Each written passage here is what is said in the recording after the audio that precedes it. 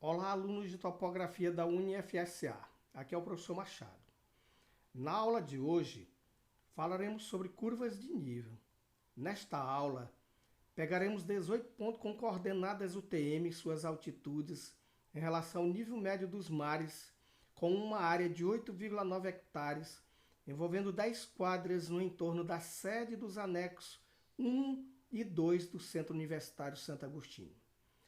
E mostraremos o perfil do terreno na Avenida Professor Walter Alencar, no trecho entre a Rua Gil Boés e a Avenida Barão de Gurgueia, no bairro São Pedro, Teresina, Piauí.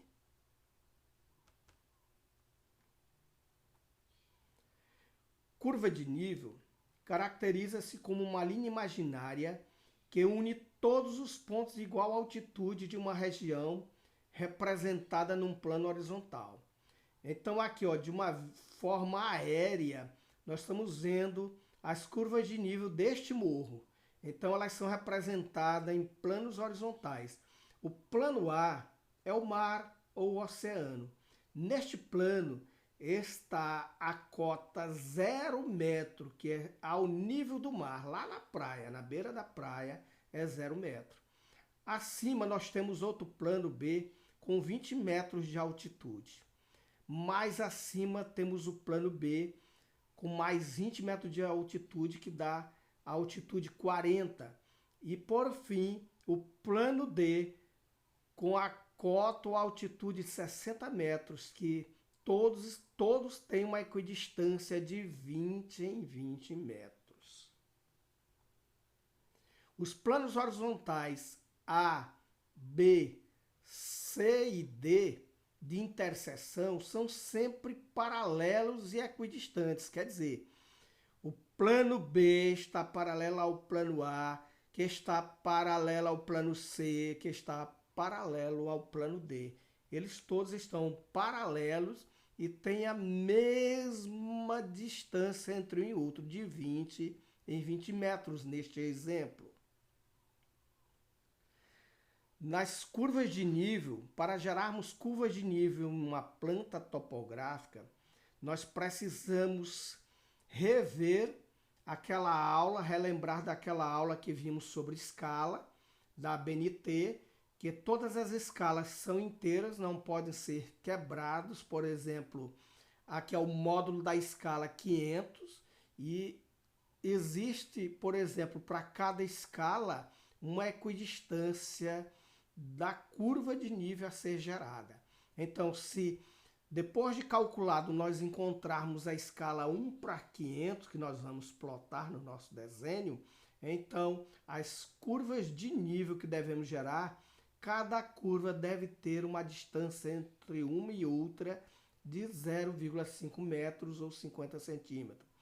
Por exemplo, se for na escala de 1:1000, nós devemos ter equidistâncias de curva de nível de unha em 1 metro. Se for na escala de 1:2000, a nossa equidistância deve ser de 2 em 2 metros. E se for de 1:10.000, devemos ter equidistâncias de 10 em 10 em 10 metros na curva de nível a ser gerada.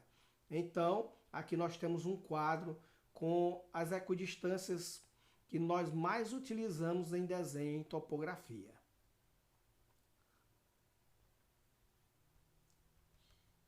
Curvas de nível. Característica das curvas de nível.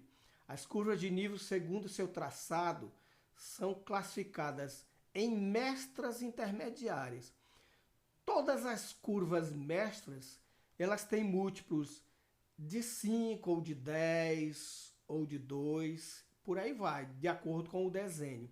Neste caso aqui no exemplo, as curvas mestras são numeradas, essas mais espessas, mais escuras, elas são numeradas de 5 em 5 metros. Por exemplo, essa aqui é a curva 100 e essa daqui é de 95, essa daqui é de 105, mas as intermediárias não se numeram e no caso aqui elas têm os múltiplos de equidistância delas são de 1 em 1 metro.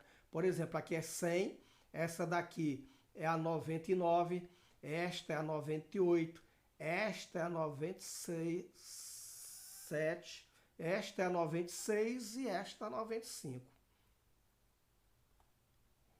As curvas de nível, as características das curvas de nível. As curvas de níveis afastadas, muito afastadas, representam terrenos planos. Exemplo aqui, essa aqui 98, 99 e 10. Um terreno, dependendo do tamanho dele, apareceram apenas 3 curvas de nível. Então significa dizer que esse terreno é praticamente plano, porque não existe terreno plano. Mais ou menos uma declividade de 3%. Já curvas muito próximas representam terrenos acidentados. Por exemplo, um terreno com declividade de 30%. É um terreno que as curvas são representadas muito próximas. Normas para traçado de curvas de nível. Observe que duas curvas de nível jamais podem se cruzar, jamais se cruzarão. Por exemplo, eu tenho a curva de nível 99 e ela cruzando aqui com as celas nunca se cruzam, nunca. Duas curvas ou mais de nível jamais poderão convergir para formar uma curva única. Por exemplo, eu tenho aqui a curva 100 e pego de um ponto qualquer no terreno da curva 100 e tento traçar a de número 99. Isso não ocorre. A curva 99 sempre ou estará aqui do lado de dentro ou estará aqui do lado de fora, mas nunca cruzará com a curva de número 100. Acidentes geográficos, depressão. Depressão são superfícies nas quais as curvas de nível de maior valor envolvem a de menor valor. Por exemplo, esta curva externa tem 40 metros, a outra de dentro 30, a outra mais profunda 20 e a outra de 10 mais no fundo. Isso aqui significa a representação de um buraco no terreno. E elevação são superfícies nas quais as curvas de menor valor envolvem as de maior valor. Por exemplo, aqui tem a cota 10, a de número 20, a de número 30, a de número 40. Isso aqui representa uma elevação, um morro. Agora vamos ver no Google Earth os 18 pontos gerados na área de 8,9 hectares com 10 quadras e a simulação do perfil do terreno na rua Gilboés até a Avenida Walter Alencar. Vamos ver como nós traçaremos o perfil do terreno entre esses dois logradouros.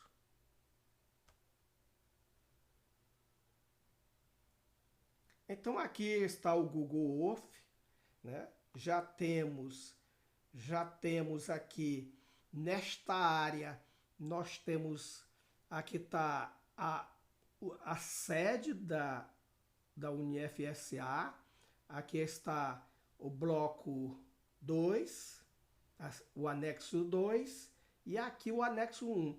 E são 10 quadras que nós escolhemos para fazermos uma demonstração de um perfil de terreno, porque aqui existem cotas, altitudes em cada ponto desse. Então, ó, nós fomos no ponto 1 e verificamos que ele tem uma altitude de 74 metros. E aí fomos no ponto 2 e fomos anotando suas altitudes.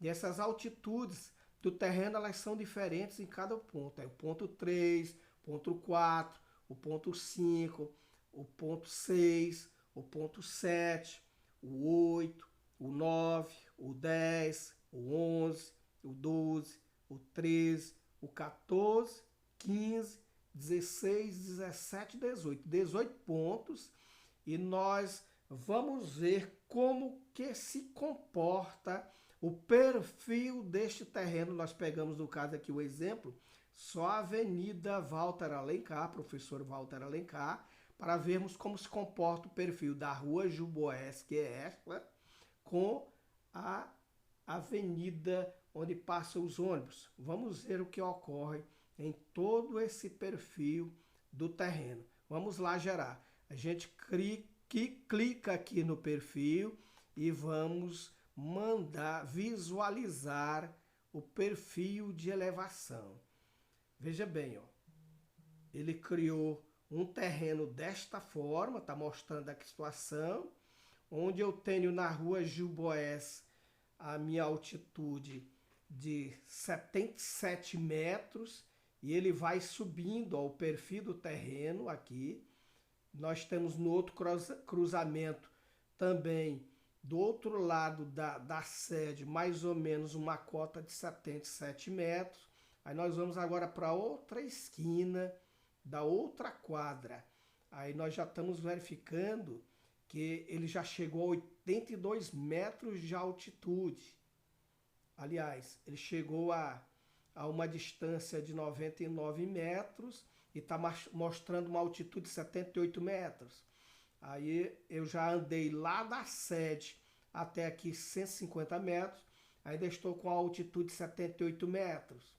Aí fomos subindo e estamos agora com a altitude de 79 metros, depois que nós saímos da sede até andarmos 201 metros. Aí fomos para o outro lado da rua, subindo na Walter Alencar, e temos agora a mesma altitude, 79 metros. Mas quando nós fomos para o outro quarteirão subindo, já temos uma altitude de 80 metros, quase chegando à Avenida Barão de Gurgué. Estamos quase chegando.